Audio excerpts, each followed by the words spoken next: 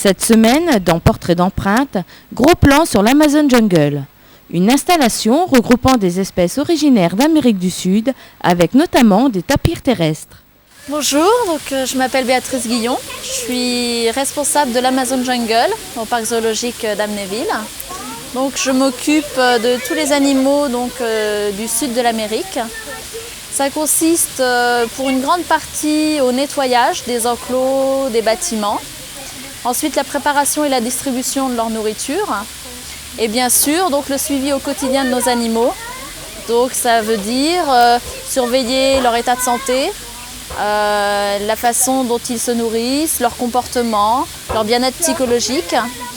Donc, à partir de là, le reste de notre temps est consacré ou aux soins ou à l'aménagement de nos enclos. Donc, ça veut dire essayer d'enrichir les enclos par le biais ou de jeux ou de nourriture ou tout simplement modifier les structures ou le paysage dans nos enclos de façon à améliorer leur quotidien. Alors à l'Amazon Jungle, vous pouvez trouver des tapirs terrestres comme celle-ci qui s'appelle Rosa, qui est notre femelle. Vous avez également des capybaras, ce sont les plus gros rongeurs qui existent au monde. Le mâle, une fois adulte, peut atteindre 70 kg et la femelle 50 kg. Nous avons également des maras ou lièvres de Patagonie, mais également des loups à crinière. C'est une espèce très très rare qui est en programme européen d'élevage. Nous avons un couple.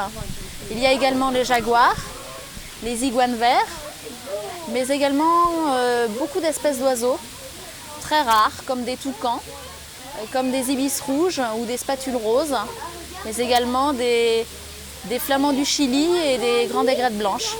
Il y a également des petits singes, des petits saïmiris.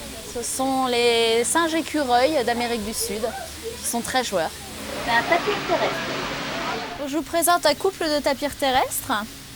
C'est une des espèces de tapirs qui existent au monde. C'est une des espèces très très rares. Elle est en voie de disparition. Donc elle vit en Amérique du Sud, dans les milieux marécageux de forêt tropicale d'Amérique du Sud. Donc ici vous avez un couple, voici le mâle qui s'appelle Bernard. Bernard parce qu'il vient d'un parc marseillais, donc ils ont voulu faire le jeu de mots Bernard Tapir. Ici vous avez Rosa qui vient d'un zoo anglais. Elle est très très importante au point de vue génétique car elle est d'une très bonne lignée génétique puisque sa grand-mère vient de milieu naturel. Donc ça veut dire que ça fait très peu de temps qui sont en zoo. Donc au point de vue génétique, pour essayer de renouveler dans les parcs zoologiques, elle est très très importante.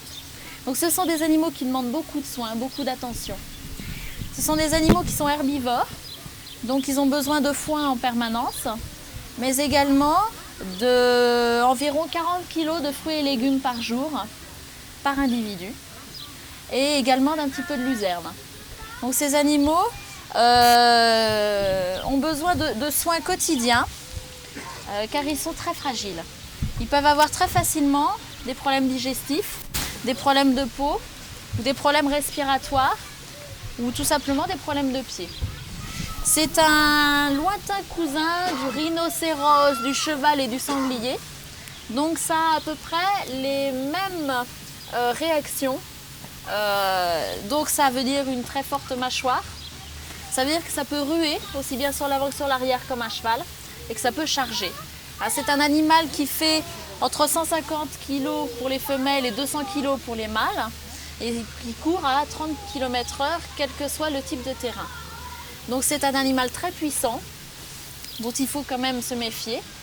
Mais là il se trouve qu'on a deux animaux qui sont particulièrement tendres. Je peux même vous le montrer. À mon nanar. Viens là mon gros. On fait un câlin. Voilà. Voilà. Donc je les ai tout simplement habitués à avoir un câlin par jour. Pour une question de pratique, c'est lorsqu'on a des soins à faire. Vous imaginez un animal de 200 kg, c'est très puissant.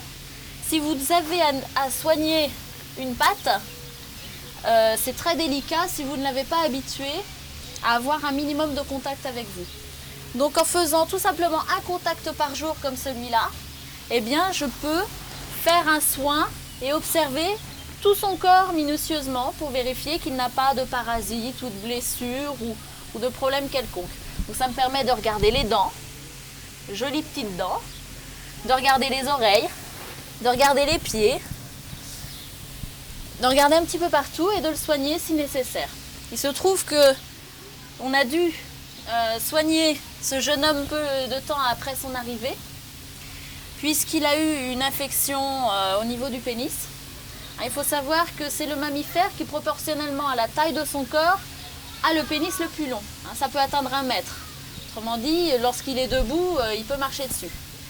Et il se trouve qu'il a eu une infection et qu'on a dû le soigner. Et lorsque vous avez un soin local à faire, c'est vraiment pas évident.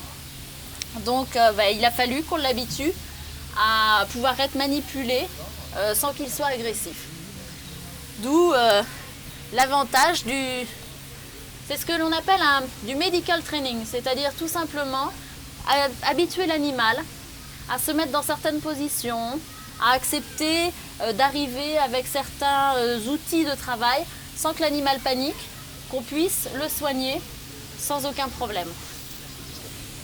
Voilà.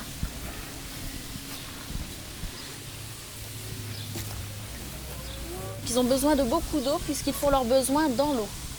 Donc dans l'enclos, il y a une rivière avec une partie plus profonde qui fait bassin où ils peuvent se baigner. C'est important pour leur peau et pour leurs pieds. Il faut régulièrement en hiver les doucher de façon à maintenir le bon état de leur peau.